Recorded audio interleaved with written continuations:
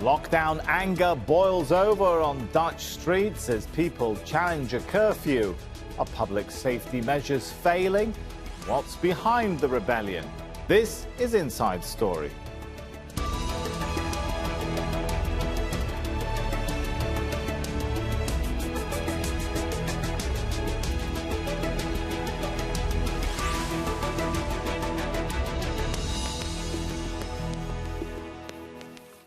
Hello and welcome to the show. I'm Sami Zeidan. There have been running battles between rioters and police across cities in the Netherlands for several days now. Shops have been looted and smashed as people vented their anger about new COVID-19 restrictions. It's been nearly 4 decades since the Netherlands saw violence on its streets on such a large scale. Many Dutch people have been outraged by a curfew, the first to be imposed since the end of the Second World War. Well, the nation had a more relaxed approach to stop the spread of COVID-19 at the start of the pandemic, but infections have surged. It's now stepping up measures to face the threat of more contagious strains detected in the UK and South Africa. Step Vassen reports from Amsterdam. They're not taking any chances. After nights of unrest and looting, shop owners in this neighborhood in Amsterdam are nervous. I had to barricade my shop. Every month already it's been stressful. Can we pay our rent or not? And now this comes on top of it. I've also lost my freedom, but we just have to endure this. If we stick together, we'll be out of this crisis faster. But for these young men, the curfew and this crisis have become an excuse to take over the city streets, like here in Rotterdam. Outnumbered, police had to witness how shops were looted and destroyed. The same happened in a dozen other towns and cities across the country. The Netherlands has had a more relaxed approach in dealing with the COVID-19 pandemic compared to other countries, stressing the Dutch are too attached to their freedoms. But with infections still high and growing concern over new variants, their corona measures have now become among the strictest in the world. What started as protests against the curfew have quickly turned violent and chaotic. They may have seen little to do with corona measures, but they might have been fed by a growing feeling of distrust against the government. Influenced by conspiracy theories on social media, some groups have increasingly lashed out against government policies and attacked the media. Far-right politicians have been accused of fueling these sentiments. This group of people is getting much more detached from the general public, and when you look at international surveys we can also see that the trust gap between a certain group of people is increasing. So it's not that this group is getting much larger. Well, we can't really say that this group is a large group, but the trust gap between this group and other people is increasing. So that's probably something we should worry about. In a message on social media, the Rotterdam mayor directly addressed rioters and their parents. Het is nu bijna 12 uur na de grote geweldsuitbarsting gisteren op Rotterdam-Zuid. How did you wake up? Did you have a good feeling that you destroyed the city?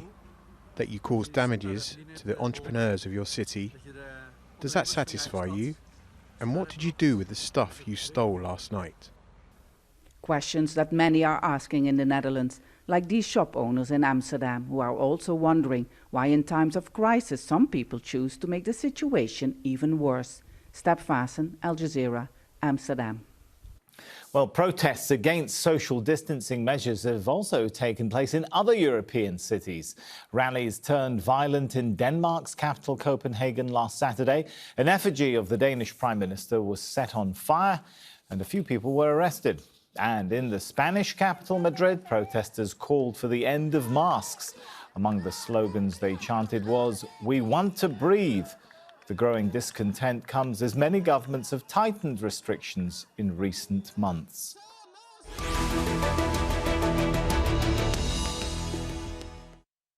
All right, let's bring our guests into the show now. We have joining us from Amsterdam, Jan-Willem van Prooijan. He's a professor of psychology at the Free University of Amsterdam. In Leeds, we have Amir, a doctor at the UK's National Health Service. And from Copenhagen, we have Jeff Lazarus, Head of Health Systems at the Barcelona Institute for Global Health. Welcome to you all. If I can start with Jan-Willem. So this is the first nighttime curfew to be imposed in Holland since World War II. I mean, how hard is that hitting the Dutch psyche right now?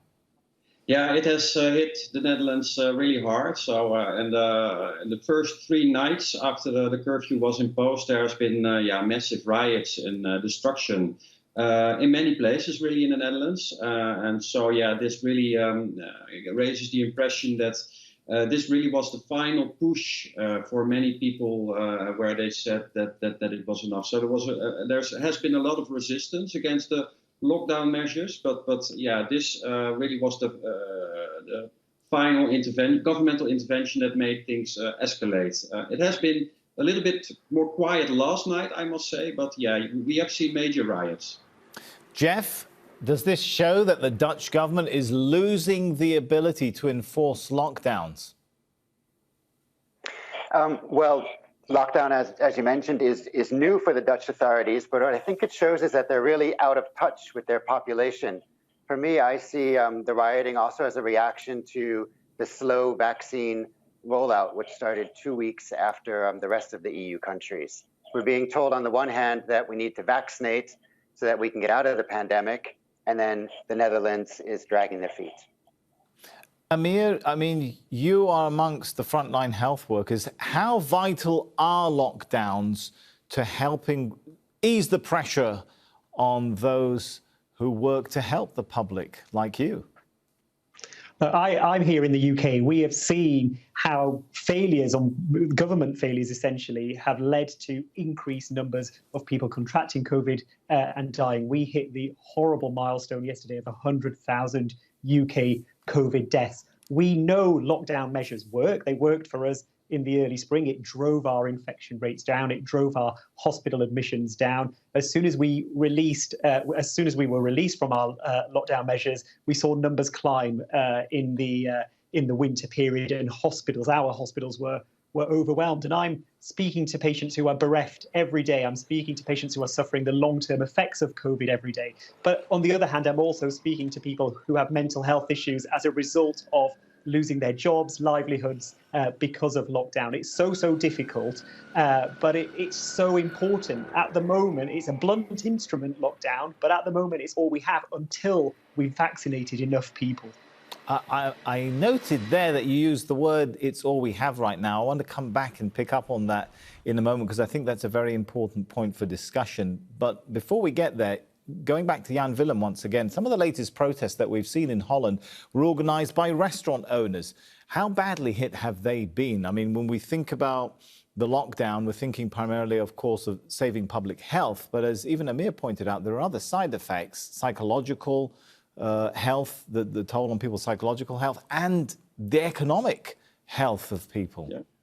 Of course. The restaurants have been closed now for months, and this has, of course, put has been a major cause of loss of jobs and loss of income for many people.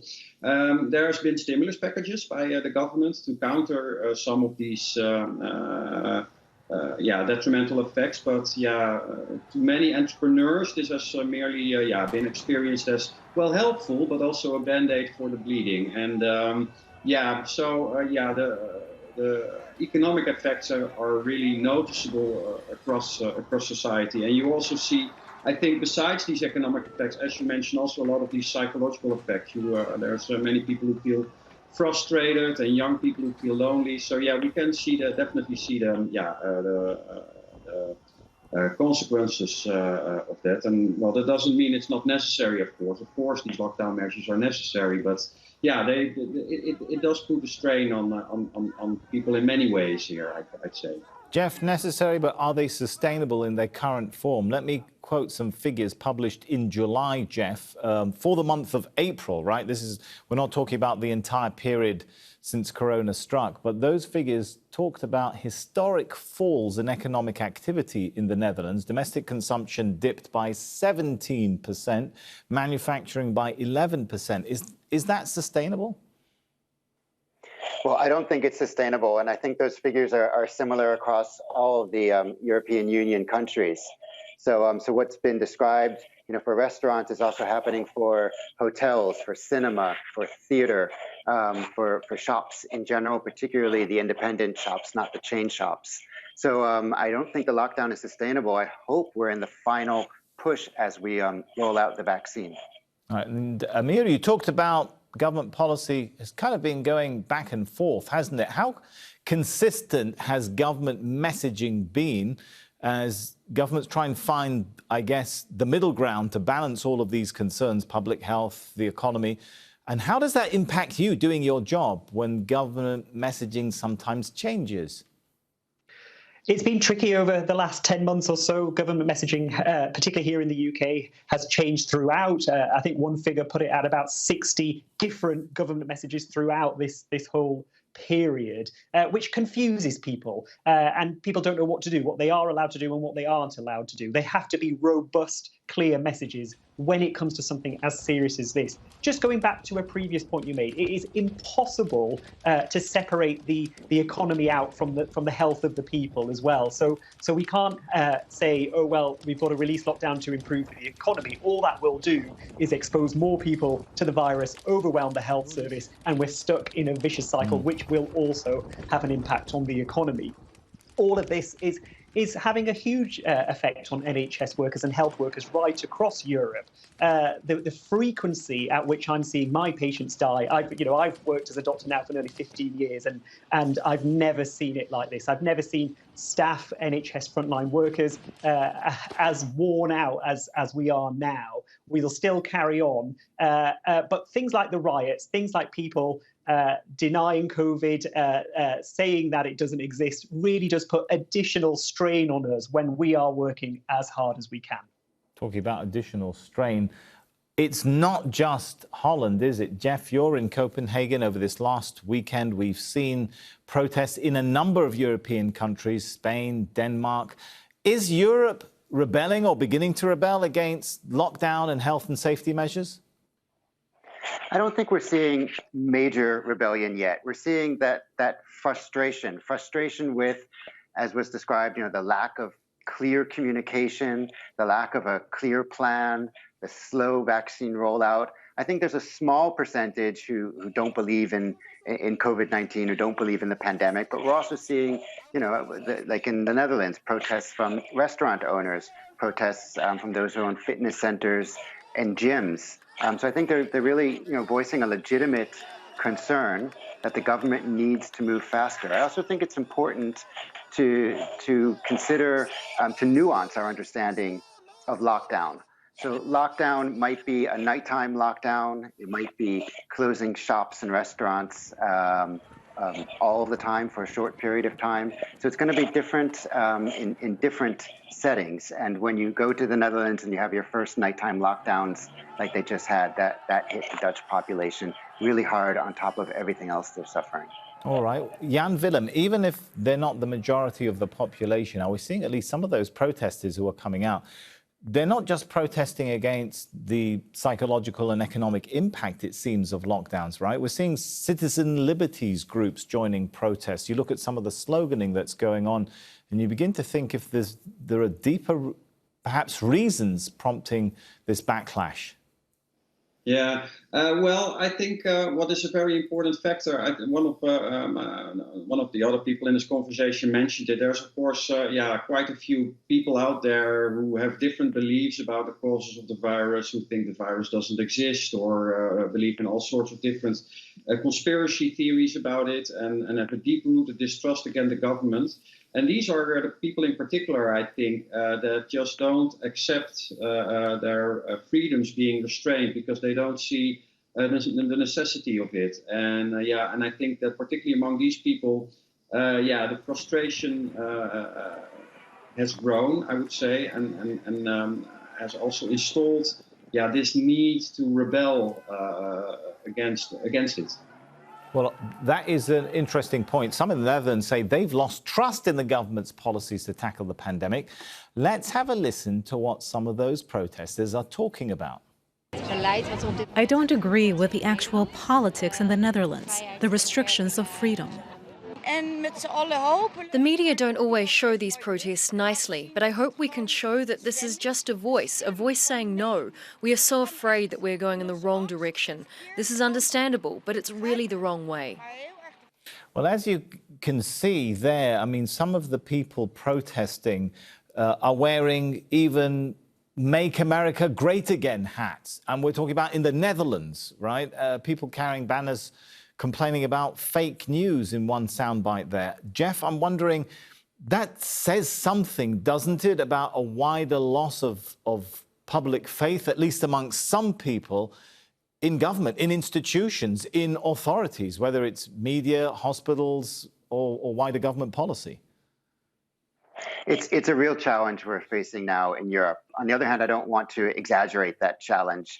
We see a vocal minority, and I think that's also been the case with some of the protests, some of which have really been hijacked by a more violent minority who've joined peaceful protests and then started the looting, the fires, and the damage, and so on. So yeah, to see "Make America Great," I don't think that's going to be anything widespread across Europe, but we do have to really take seriously the issue of the disconnect between politicians and governments and the population. And when we measured that scientifically over the summer in one of our studies, we saw, sometimes half of the population surveyed saying they really, did not feel the government was communicating well or clearly with them. Why is that, Jeff? Half the population. I mean, we're talking about Europe. Mm-hmm. Well, it's going to be different for each country. I mean, we just heard in the UK that there were maybe as many as 60 different messages that came from the government about what to do. And I realize there'll be a difference as the evidence base grows. But we've often heard the politicians, and even different politicians within the same government, saying different things. And so I think where we haven't had, a multidisciplinary governmental either agency or body or group working together, we've seen a lot of confusion in the communication going to the population. And then we've also seen people capitalizing on that confusion or even exaggerating it and adding some disinformation to that. Amir, I'm wondering how the lack of public buy-in, does it impact your ability to do your work? Tell us how it impacts your communication with patients, your ability, to ask them to do certain things to look after their health. Yeah, it makes it very difficult. I think what's lacking in a lot of government policy, particularly here in the UK, and we might have seen this done very well in places like New Zealand, is robust messages alongside empathy. And when you get mixed messages without the empathy, without the acknowledgement about how difficult things are, people feel like they're not being listened to. I think politicians are not trusted very much at the moment. I'm hoping people still do trust doctors and scientists who are still saying the same things about maintaining that social distance, washing your hands, wearing a mask. All of that stuff is really, really important. But yeah, it does make our job difficult in that when we try and advise people, certain cohorts of people often don't trust us. There's a lot of mistrust around the vaccine at the moment, and that is something I'm working really hard on and getting particularly groups from minority ethnic backgrounds to take the vaccine. And we don't want this kind of to spill on into that, where, when that is the way out of this pandemic, we need everyone on board when it comes to the vaccine, at least. And it looks like, at least in some places, don't want to overplay it, but it does look like, does it not, Jan-Willem, that in some places in Europe, we are seeing that spillover, which Amir is, dreading us seeing. I mean, the German authorities are warning of attacks against vaccine centres. Now, why? I can understand if you want to go out and protest against the lockdown, but if you're attacking a vaccine centre, doesn't that suggest that you've bought into a wider, bigger sort of conspiracy theory narrative about even vaccinations being some form of population control? Yeah, there's a lot of these vaccine conspiracy theories out there. And there's a lot of people who are also in other ways worried about the vaccine. So there's many people who are worried about the speed with which it has been developed. There are people worried that they're not told the whole truth about what's in the vaccine and what the purposes of that are. And that's reason for concern, I think. If you look at the statistics, there are in many countries in Europe, large portions of citizens hesitant or even unwilling to take the vaccine. And and I think that also illuminates how disinformation that is on the internet and conspiracy theories can be a real problem and can really undermine public health. The vaccine is at the moment the only realistic way that we have out of this pandemic. So it's important that everyone takes it. But yeah, unfortunately, many citizens appear to be hesitant and feel otherwise. So yeah, this is really a point of concern also for policymakers and behavioral scientists to address that. And if this is happening in relatively one of the more democratic parts of the world, what does this say, Jeff, about faith in democratic institutions? Yeah, well, it's of course concerning. And what I was going to say is I think it's a little bit of a perfect storm. So there's always been some vaccine hesitancy and a very small minority that's completely against vaccines, but it's difficult for them to make their voice heard. Well, now when we're asking the whole world to get vaccinated, they suddenly have an audience. So they're combining it with, look at the lockdown measures.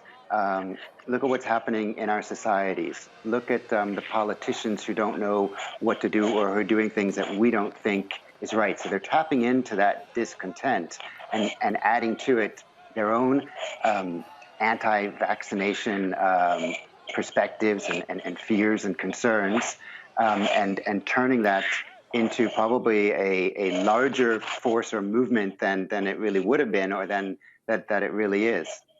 All right, and I want to come back to a point, Amir, that you mentioned. I said we'd come back to it later. Are general lockdowns really the only way to tackle this? I mean, there has been a variety of governmental approaches to this problem around the globe, from countries that went into full kind of strict general mass lockdowns to those who are quite liberal about it, and others who seem to do more targeted testing, tracing approach. It's a combination of all of those things. So to get it right, you've got to have the lockdown measures in place. It's a very blunt instrument, but it will drive numbers down.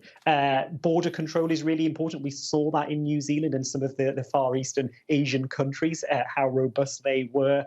Test and trace is vitally important. We need to isolate people if they have symptoms or if they're in contact, but we also need to support those people financially for that system to work. And that's where a lot of that has been lacking. And then going forward, the vaccination. So it's a combination of all of those things. What we've seen globally, we've seen the countries that acted quicker, firmer, and again with empathy, particularly New Zealand, Singapore, those kind of places, did really well because they did all of that. The countries that haven't done it very well, the US, the UK, Brazil, they were slow to act. We saw their leaders not really lead in the way that they should have done. And now we're suffering the consequences of that. All right, I think we've got about a minute and a half left. So I want to ask Jan-Willem this question. As you look into your crystal ball, where do you think this is going to go now that there's been violence on the streets? Will there be a backlash against the backlash and people will say, we've got to get these protests under control? Or will it encourage more people to come out and sadly perhaps be more violent? Well, actually, in the Netherlands, you already have seen this backlash against the backlash, with a large number of citizens expressing that they're appalled with the protesters and how stores have been demolished. So, well, of course, it's difficult to predict the future, but these rioters have been widely condemned, also in politics from left to right, but also by many citizens and citizens organizations. So how this will unfold in the future, only future can tell, of course. But my prediction is that things will, be a bit shaky in the next few weeks and a bit unpredictable. But also in terms of re-establishing order in society, I think the best way out is if this vaccine rollout continues and more people get vaccinated and we get the pandemic under control. Shaky and unpredictable. Sadly, I think most of us would agree that there's a little more of that coming in our futures.